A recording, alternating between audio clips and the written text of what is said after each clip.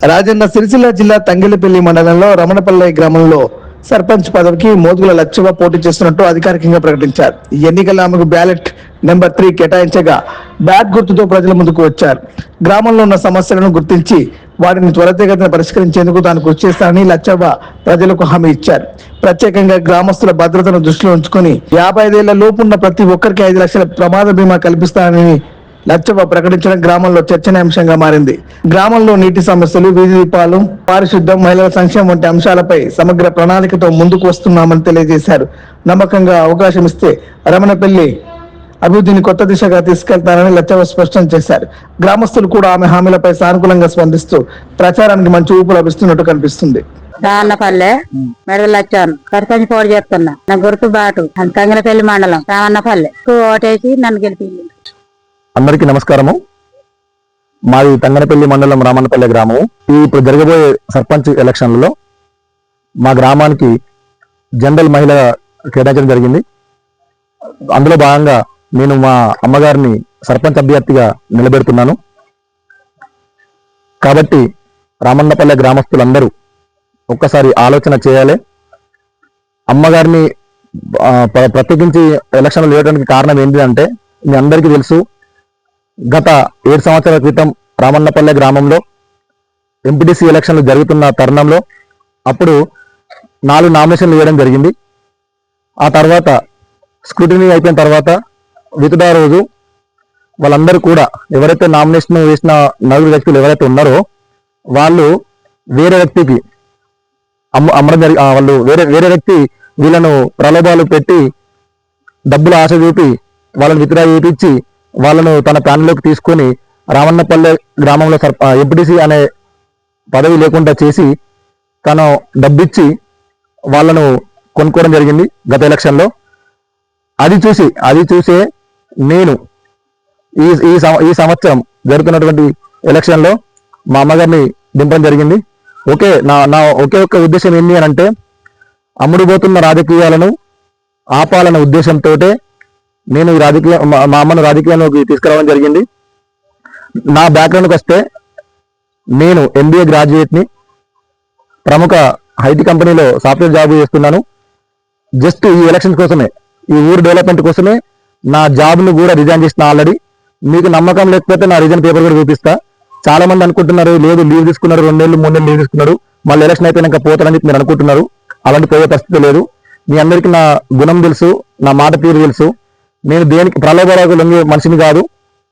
అట్లే ఒకే ఒక్క కారణంతో వచ్చిన ఇప్పుడు కూడా మళ్ళీ ప్రలోభాలకు లోబడి మళ్ళీ అమ్ముడుపోతారనే ఉద్దేశం కొద్దీ జాబు సైతం రిజైన్ చేసి నా సాలరీ వచ్చేసి దగ్గర నెలకి 70,000 రూపాయల సాలరీ.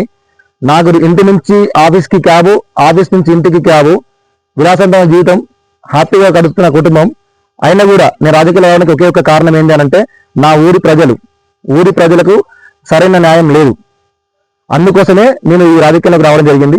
అంతేగాని నా నెల జీతం 70,000 కంటే ఎక్కువ సంపాదించే అవకాశం ఇక్కడ ఉన్నా లేకపోయినా నాకు అవసరం లేదు. నేను మనసాక్షిగా చెప్తున్నాను, నా 70,000 రూపాయల సాలరీని కూడా నా గ్రామం కోసం రాజీనామా పెట్టి మరి నేను మా అమ్మను రాజకీయాల్లోకి తీసుకురావడం జరిగింది. ఒకే ఒక్క ముఖ్య ఉద్దేశం, అమ్ముడుపోయిన రాజకీయ నాయకులను ఎవ్వరు కూడా ఊర్లో తెలియలేదు. వాస్తవానికైతే వాళ్ళైనా కూడా ఈ సంవత్సరం కూడా మళ్ళీ అమ్ముడుపోయిన వ్యక్తుల్లో 2 మళ్ళీ కూడా మన గ్రామ పంచాయతీ ఎన్నికలలో సర్పంచ్ అభ్యర్థులుగా పోటీ చేస్తున్నారు. వాళ్ళెవరో కూడా మీ అందరికీ తెలుసు. కాబట్టి ఒక్కసారి ఓటు వేసే ముందు ఆలోచించండి. అమ్ముడుపోయిన వ్యక్తులు మళ్ళీ పోటీ చేస్తే రేపు గెలిచిన తర్వాత ఊరిని అమ్మడానికి గ్యారంటీ ఉందా? అప్పుడు నా ఎంపీటీసీ ఎలక్షన్లో అమ్ముడుపోయిన వ్యక్తులు మళ్ళీ ఇప్పుడు సర్పంచ్గా పోటీ చేస్తున్నారు. వాళ్ళు గెలిచిన తర్వాత న్యాయం చేస్తారని మీకు ఆశ ఉందా? మీ అందరికీ ఒక్కటే చెప్తున్నా, ఆశతో ఉన్నవాడికి అధికారం ఇస్తే అవినీతి చేస్తాడు, వాడు బాగుపడతాడు. అదే ఆశయంతో ఉన్న వ్యక్తికి అధికారం ఇస్తే అభివృద్ధి చేసి చూపిస్తాడు. అలాగే నేను కూడా ఒక చదువుకున్న వ్యక్తిగా, ఊరి గురించి ఆలోచించే వ్యక్తిగా గత 6 సంవత్సరాలుగా కరోనా టైం నుంచి నేను వర్క్ ఫ్రమ్ హోమ్ చేస్తున్నా, రామన్నపల్లె నుండి వర్క్ చేస్తున్నా. గత 6 నెలల క్రితమే నేను నా జాబ్కు రాజీనామా పెట్టడం జరిగింది. ఎందుకంటే 6 నెలల క్రితమే ఎలక్షన్ నోటిఫికేషన్ వస్తుంది అనేసరికి నేను ఫుల్ ఫోకస్ చేయలేకపోతున్న ఉద్దేశం కొద్దీ కంప్లీట్ గా నేను ఊరి మీదనే వర్క్ చేయాలనే ఉద్దేశం కొద్దీ నా జాబ్ను కూడా రాజీనామా చేయడం జరిగింది.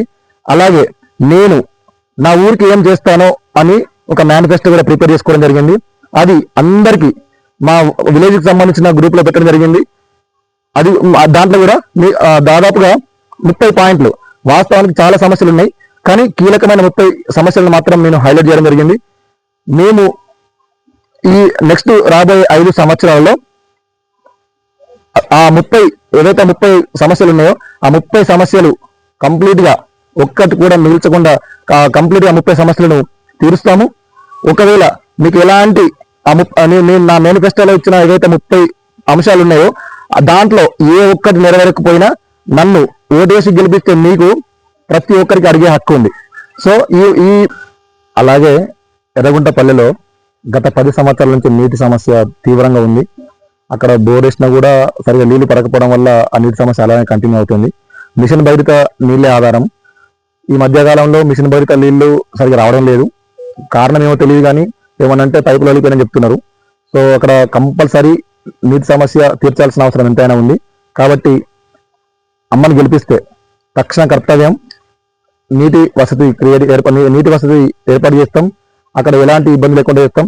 అలాగే చాలా వరకు నేను విలేజ్లో తిరుగుతున్నప్పుడు నేను నోటీస్ చేసింది ఏంటంటే అక్కడ సరైన డ్రైనేజ్ సిస్టమ్ లేదు. అలాగే చాలా వరకు పెండింగ్ లో ఉన్న సీసీ రోడ్లను గుర్తించడం జరిగింది.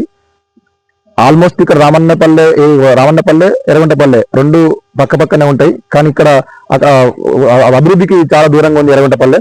కాబట్టి ఎర్రగుంటపల్లెకి సంబంధించి ఎలాంటి సమస్య ఉన్నా నా ఫస్ట్ ప్రయారిటీ అక్కడ ఇచ్చేసి ఆ సమస్యలన్నీ సాల్వ్ చేస్తా అని చెప్పి మీకు అందరికీ ఈ సందర్భంగా మీకు హామీ ఇస్తున్నాను. అలాగే మీ అందరూ కూడా ఒక్కసారి ఆలోచన చేసి, ఒక నిలబడ్డ వ్యక్తులు ఏమంటారో ఒకసారి ఆలోచన చేసి, మంచి కోసం చేస్తున్నారా, ముంచెందుకు చేస్తున్నారా, జనం కోసం చేస్తున్నారా, జనాల మీద పడి చేస్తున్నారా అని కొంచెం ఆలోచన చేయండి. కాబట్టి ఒక్కసారి మీ ఓటు వేసే ముందు ఆలోచించండి. 5 నిమిషాలు ఆలోచించండి, నిర్ణయించండి. అప్పుడే మన ఊరు బాగుపడుతుంది.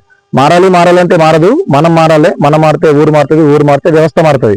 కాబట్టి అందరూ కూడా ఒకసారి ఆలోచన చేయండి. దీంట్లో నిలబడ్డ వాళ్ళు కూడా అందరు కూడా ఆశతో ఉన్న వాళ్ళు, ఆశయంతో ఉన్న వాళ్ళు ఎవరు నాకైతే అనిపించట్లేదు. కాబట్టి మీరు కూడా ఒకసారి మాకు అవకాశం ఇవ్వండి. నేను మాకు కేటాయించిన గుర్తు బ్యాలెట్ నెంబర్ 3 బ్యాట్ గుర్తు. సో ప్రతి ఒక్కరిని, ఊరి మేధావులని, ప్రజలని, ప్రతి ఒక్క ముఖ్య ఊరి పుర ప్రముఖులను అందరినీ కోరుతుంది ఒకటే, మీ అమూల్యమైన ఓటు బ్యాటుపై వేసి అమ్మను విజయవంతంగా గెలిపించగలరు. అలాగే మీకు ఎలాంటి సమస్య ఉన్నా నేను ఏదైతే మేనిఫెస్టో ఇస్తున్నో అందరికీ అది ప్రతి ఇంటికి ఇస్తాను. దాంట్లో నా నంబర్ కూడా ఉంది. మీకు ఎలాంటి సమస్య ఉన్నా ఎప్పుడున్నా ఆ నంబర్లను సంప్రదించండి. అన్ని వేళలా మీకు అందుబాటులో ఉంటా. నేను మీ అల్లాస్. నా మేనిఫెస్టోను మీకు చెప్తున్నాను. నంబర్ 1, అర్హత ఉన్న ప్రతి ఒక్క కుటుంబానికి, అంటే దాదాపు 55 సంవత్సరాల లోపు ఉన్న ప్రతి ఒక్క ఓటర్కి 2 లక్షల ప్రమాద బీమా. అదేదో 1 సంవత్సరం కట్టి వదిలేను, నేనున్న 5 సంవత్సరాల్లో ప్రీమియం అంటే మొత్తం నేనే కడతా. అలాగే గ్రామంలో భూమి లేని నిరుపేద కుటుంబాలు 7 కుటుంబాలు ఉన్నాయి. దానికి సంబంధించి కూడా సర్వే నంబర్ 266, 276 సర్వే నంబర్లో దాదాపు గవర్నమెంట్ ల్యాండ్ 750 ఎకరాలు ఉంది. ఫారెస్ట్ ల్యాండ్ గవర్నమెంట్ ల్యాండ్ కలిపి. సో ఆ ల్యాండ్ నుంచి ఎవరికైతే భూమిలో నిరుపేద కుటుంబాలు ఉన్నాయో వారందరికీ కూడా 2 ఎకరాలు వచ్చేట్టు కృషి చేస్తా. నెంబర్ 3, మనందరికీ రమణపల్లి గ్రామస్తులందరికీ వ్యవసాయమే మెయిన్ ఆధారం. అలాంటి వ్యవసాయానికి నీళ్లు లేక చాలా ఇబ్బంది పడుతున్నారు. సో మన వ్యవసాయానికి మెయిన్ సోర్స్ అయినటువంటి ఎల్లమ్మ చెరువు ఏదైతుందో, ఎల్లమ్మ చెరువు పూడిక మొత్తం తీపిచ్చి ఆ ఎల్లమ్మ చెరువు కాలువ సాగు చేయించి అసలు రైతులకు ఎలాంటి ఇబ్బంది లేకుండా చూస్తా అని చెప్తున్నాను. అలాగే రామన్నపల్లిలో బతుకమ్మ ఘట్లు లేవు. వాస్తవానికి తెలంగాణ గవర్నమెంట్ వచ్చిన తర్వాత అన్ని గ్రామాల్లో బతుకమ్మ ఘట్లు ఏర్పాటు చేసుకొని పండుగను అంగరంగ వైభవంగా చేసుకున్నారు. కానీ సరైన ప్లేస్ లేకపోవడం వల్ల, రామన్నపల్లి సరైన ప్లేస్ లేకపోవడం వల్ల బతుకమ్మ ఘాటు ఏర్పాటు చేయలేదు. సో నేను వచ్చిన తర్వాత రామన్నపల్లిలో ఒక ప్లేస్ చూసాము. ఆ ప్లేస్ ఉంది, దాంట్లో కొంచెం ఖర్చుతో కూడుకునే వ్యవహారము. దాదాపు 2 జంక్షన్లు కలిసే ప్లేస్ లో 12 పిల్లర్లు వేసి దాని మీద బతుకమ్మ ఘాటు పెట్టుకుంటే రాజన్న సిరిసిల్ల జిల్లాలో మన రామన్నపల్లి గ్రామమే ఆదర్శ గ్రామంగా ఉంటుంది. తర్వాత కొంతమంది కాంగ్రెస్ నాయకులు ఏం చేస్తున్నారంటే, నేనే గెలవాలి లేకపోతే మళ్ళా మీకు ఫండ్స్ రావు అని చెప్పి అంటున్నారు. సో అలాంటి బాధ ఏం లేదు. గ్రామ పంచాయతీకి సంబంధించి ప్రతిదీ కూడా 75% సెంట్రల్ గవర్నమెంట్ చెప్తే 25% స్టేట్ గవర్నమెంట్ చెప్తుంది. సో దాని గురించి కూడా బాధ ఏం లేదు. ఒకవేళ అదే పరిస్థితి వస్తే సిఎస్ఆర్ నిధుల నుంచి నేను తీసుకొచ్చి కూడా గ్రామాన్ని అభివృద్ధి చేస్తా. అందరూ తెలుసు సిఎస్ఆర్ నిధులు అంటే కార్పొరేట్ సోషల్ రెస్పాన్సిబిలిటీ. సో ప్రతి ఒక్క ఎంఎన్సీ కంపెనీ ఎంతో కొంత తన లాభాల కొంత భాగాన్ని ఒక విలేజ్ కి డెవలప్మెంట్ కోసం ఇస్తున్నారు. అట్లాగే గ్రామంలో ఓపెన్ జిమ్ లేదు. సో యువకులకు ఓపెన్ జిమ్ ఏర్పాటు చేస్తాను. అలాగే ఇంకా కూడా రామన్నపల్లిలో గొర్రెలు మేకల పెంపకం ఉన్న పెంపకదారులు చాలా ఉన్నారు. సో వారందరికీ కూడా